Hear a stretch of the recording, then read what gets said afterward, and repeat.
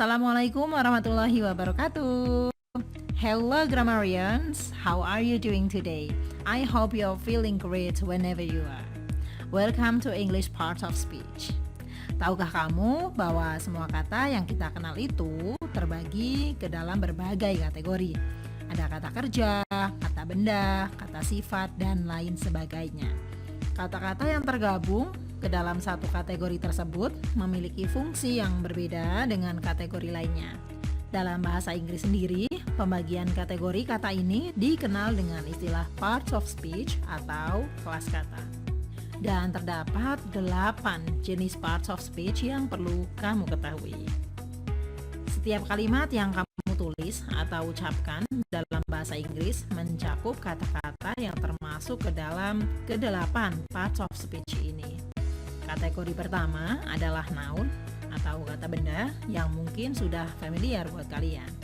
Yang kedua adalah pronouns, kata ganti. Yang ketiga adalah verb, kata kerja. Keempat, adjective, kata sifat. Yang kelima ada adverb atau kata keterangan. Yang keenam, preposition, kata depan. Selanjutnya ada conjunction, kata penghubung. Dan yang terakhir ada interjection atau kata seru. Kita akan mulai dengan nouns terlebih dahulu, kata benda. Nouns atau kata benda inilah yang sebagian besar akan kita temui pada sebuah kalimat. Yang artinya juga kebanyakan kalimat dalam bahasa Inggris pun terdapat setidaknya satu nouns atau satu pronoun pada kalimatnya, yang mana nanti untuk pronouns akan saya bahas di episode video berikutnya. Well, what is a noun? Apa sih sebenarnya nouns kata benda itu? A noun is basically anything. Pada dasarnya, kata benda itu adalah semua hal, everything that has name. Semua hal yang bisa diberi nama. Yang sepertinya bukanlah definisi yang tepat ya, yang tidak begitu jelas atau yang kurang meyakinkan. Tapi setelah ini, aku akan mencoba menyampaikannya lebih spesifik lagi. Saat ini, cara yang diajarkan secara tradisional nih, yang klasik, menyebutkan bahwa noun itu bisa berupa person, nama orang, atau living things, benda hidup, place, nama tempat, thing, nama benda, or idea or concept, atau sebuah ide atau konsep. Yang itu juga benar, sudah benar gitu. Tapi aku rasa nih, kita bisa mendefinisikan noun dengan lebih jelas lagi. We can make that a little bit sharper. Kita bisa membuatnya lebih jelas lagi nih dengan memperluas arti dari makna sebenarnya. Bahwa noun itu bisa berupa yang pertama adalah people or living things, nama-nama orang atau benda-benda yang hidup, makhluk hidup. Places, nama-nama tempat. Things adalah nama-nama benda, entah itu benda di sekitar kita, everything lah, semuanya, hampir segalanya. Or even ideas atau ide, konsep. Yang maksud dari ide atau konsep ini that we can't pick it up.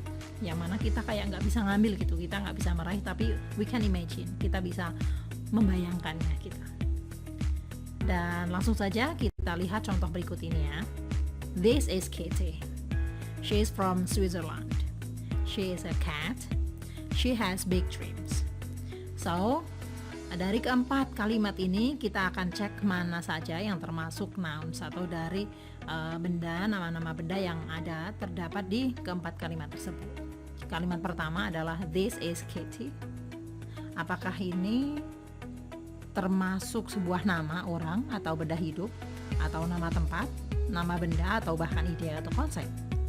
Jika ada dari mereka, dari keempat kalimat yang dituliskan di sini, yang saya berikan adalah termasuk kategori yang tadi saya sebutkan, maka itu berarti kita bisa menyebutnya dengan sebutan nouns atau kata benda. Jadi kita lihat kalimat pertama, this is Kitty. What is Kitty? Emang Kitty itu apa sih? Well, Kitty adalah sebuah nama untuk benda hidup, jadi kita bisa mengkategorikan bahwa Kitty ini adalah sebuah kata benda. Kalimat yang kedua, she is from Switzerland. Switzerland itu juga apakah ini adalah sebuah nama tempat? Bisa juga kita sebut, kita masukkan ke kategori bahwa ini adalah nama benda. Ya, nama Switzerland sendiri adalah Swiss, yang merupakan juga nama negara Nama negara juga termasuk benda kan? Jadi Switzerland ini juga termasuk kata benda. Next, she is a cat. A cat, kucing, dia adalah kucing gitu. Jadi kucing itu juga termasuk ke living things ya, benda yang hidup. Jadi cat ini juga adalah nama benda. Next, she has big dreams.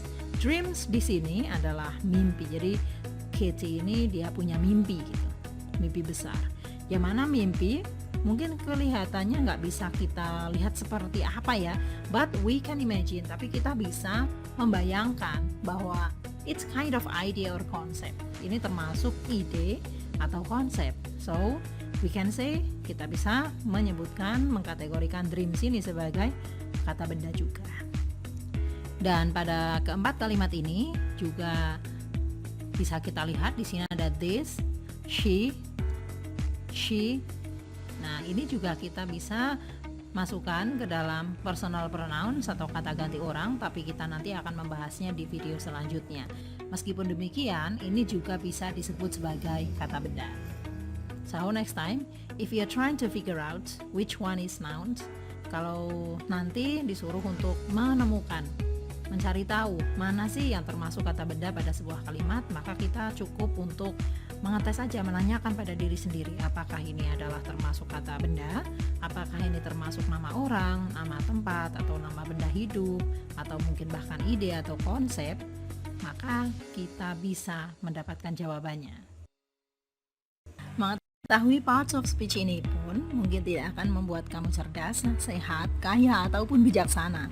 Dan fakta yang lebih mengejutkan lagi nih, mempelajari istilah-istilah yang ada di parts of speech saja tidak akan membuat kamu menjadi penulis yang lebih baik. Namun setidaknya kamu akan memperoleh pemahaman dasar tentang struktur kalimat dalam bahasa Inggris dengan membiasakan diri dengan istilah-istilah dalam bahasa Inggris tersebut. Oke, saya rasa untuk definisi dan contoh dari kata benda ini sudah cukup. Untuk video selanjutnya, aku akan mencoba untuk menyampaikan tentang subclass dari kategori noun sendiri, yaitu tentang singular and plural nouns, atau kata benda yang tunggal dan kata benda yang jamak. Thanks for watching and I'll see you in my next video. Telah selesai. Wassalamualaikum warahmatullahi wabarakatuh. Have a nice day everyone. Bye-bye.